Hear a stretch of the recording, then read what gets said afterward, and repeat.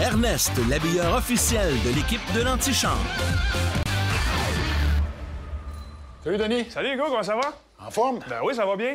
Écoute, le Doc Guimond, il m'a envoyé ici. Il m'a dit qu'il y a une machine qui est absolument extraordinaire ici. Il m'a demandé d'essayer ça. Écoute, ça donne bien parce que j'ai entendu dire que tu avais une capacité de concentration incroyable. Puis pour une fois, ça sera pas moi le cobaye. Excellent. Ah, viens-t'en. Good, merci.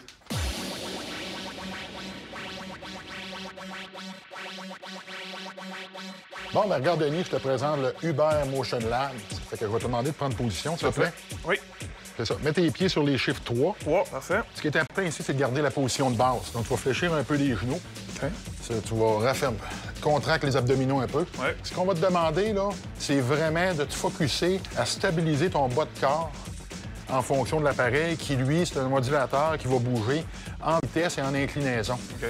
Pour garder des épaules stables, pour être capable d'appliquer les forces nécessaires sur les différents sensors de l'appareil ici qu'on va aller en découverte pour pouvoir justement te permettre de pouvoir apprendre à le connaître. C'est une machine donc, qui a été créée par la société française LPG System. Et moi, j'ai participé à la dernière génération, en fait, le Uber Motion Lab, qui a été créé il y a 2 ans, qui est destiné principalement aux kinésithérapeutes, qu'on appelle les physiothérapeutes à l'étranger. C'est pour rééduquer avec le mouvement. Donc ici, on va pouvoir, grâce au mouvement de la machine, travailler très rapidement debout pour la rééducation des patients. Ça prend de la concentration, ça?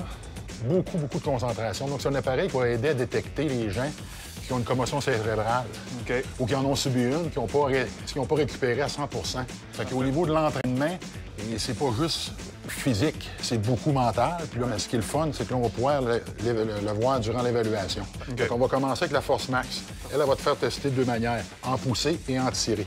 Pousse dedans. Non, faut que tu gardes ta position. Juste les bras? C'est juste les bras. Faut vraiment que tu stabilises et tu pousses. Et que tu maintiennes. Lâche pas. Donc, on travaille en isométrie ici. C'est bon. Là, tu vas faire la même chose, mais en tirer. Fait que tu stabilises ton corps. Fait que non, tu déplaces pas ton poids vers l'arrière. Tu tires exactement comme ça. Là, maintenant, ce qu'on va faire, on va faire un test en endurance. Donc, en endurance, comment ça va fonctionner? Ça va être sur les 2 mêmes choses qu'on t'a demandé, pousser et tirer. Mais là, ça va être en fonction du temps. OK. Puis là, ce qu'il va tester, il va te donner une résistance en fonction de ta force. Même position de base? Oui. Je vais te donner une idée, là, un bon temps, là, 1 minute, ça serait exceptionnel.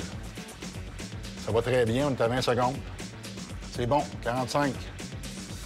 C'est bon, 1 minute. Dis-le, c'est exceptionnel. Ah, c'est exceptionnel, vraiment, là. Je pense que tu es en forme, Denis. Écoute, il n'y a pas beaucoup de gens qui sont capables d'atteindre 1 minute, là. Mais si tu étais vraiment bon, mettons comme moi, 2 minutes. Excuse-moi d'être déconcentré un peu, là, mais je pense que tu l'as trop facile. Oh.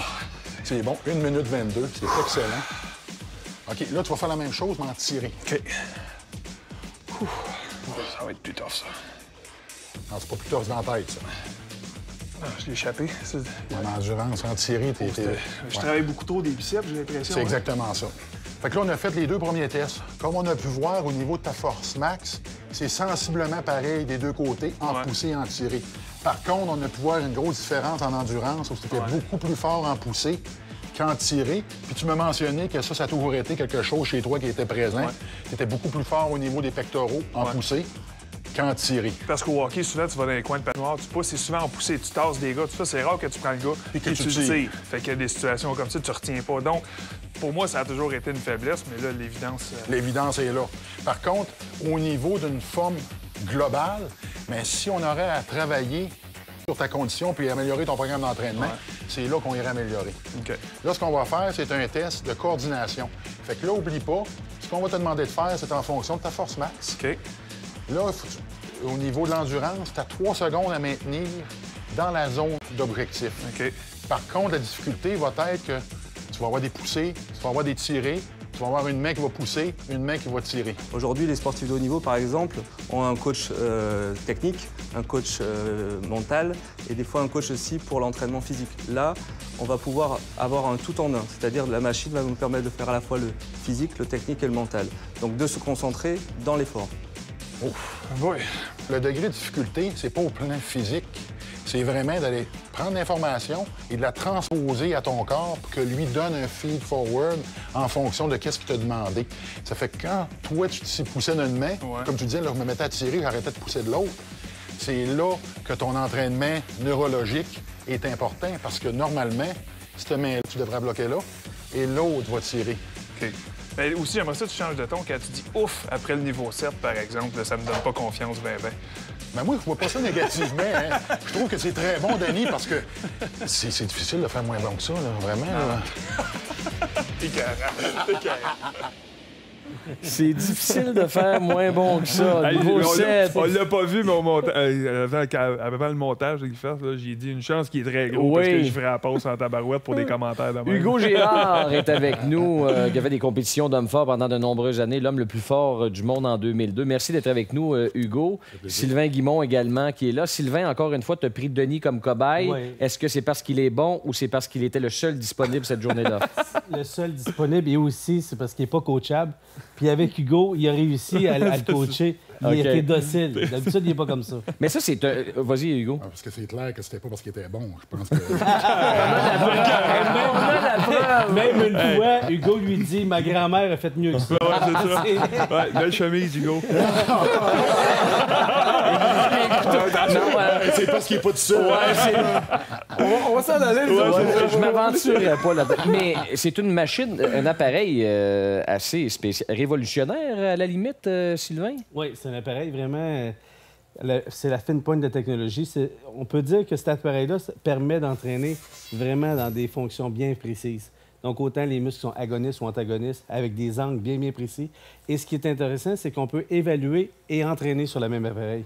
Donc, on peut faire les pourcentages de force, d'endurance et de puissance, et ensuite demander à l'athlète de s'entraîner à partir de sa propre évaluation à lui. Il y a déjà des bases de données. Exactement. Lorsqu'on voyait tantôt Denis forcer dans l'appareil, mais c'est lui qui avait déjà donné ce qu'on appelle un 1RM, la répétition maximale, et ensuite il devait s'entraîner dans les ratios qui sont bâtis pour lui. Hugo, quand on regarde cette machine-là, on est loin des gros poids et haltères, puis on regarde la stature, puis on dit il fait de la fonte, ce gars-là.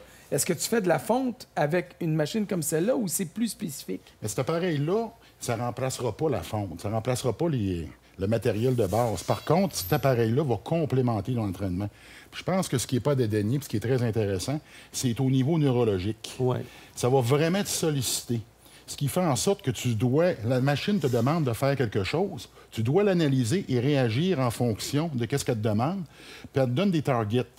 Comme on a pu voir, il y a des cases, puis toi, il faut que tu donnes une force constante dans le sens qu'elle te demande. Donc, ça peut être en tirer, en pousser, de deux manières différentes en même temps. Puis à mesure que tu avances, le target rapetisse. Puis il faut que tu le maintiennes là 3 secondes. Fait que là, c'est là que le signal ou la communication entre le cerveau et les muscles va bien se faire. Exactement. Donc, quelqu'un qui a subi une commotion cérébrale et qui n'aura pas récupéré, tu vas être en mesure de pouvoir le détecter. Par la suite, quelqu'un qui a des problèmes de motricité, tu vas encore une fois, tu vas pouvoir le voir et tu vas pouvoir travailler pour améliorer ça. Il y a un plateau aussi qu'on ne voit pas beaucoup sur l'image, mais le plateau est en déséquilibre. Lorsqu'on force, il y a toujours la base de sustentation sur laquelle on est maintenu, qui est très importante parce que c'est de là que part notre force, de comment on va pousser sur la charge. Mais lui, on peut le mettre on peut déstabiliser l'athlète. Donc, à ce moment-là, l'athlète est dans un schéma où toujours il doit avoir les muscles du tronc contractés pour être certain d'être capable de forcer dans le bon axe et à la bonne force. 2 questions. Est-ce que monsieur, madame, tout le monde peut s'en servir? Puis est-ce qu'on peut l'adapter à différents sports? Effectivement, monsieur, madame, tout le monde peut s'entraîner sur l'appareil parce qu'encore une fois, tu vas faire tes tests et elle va te donner un résultat en fonction de toi, ce que tu es capable de faire.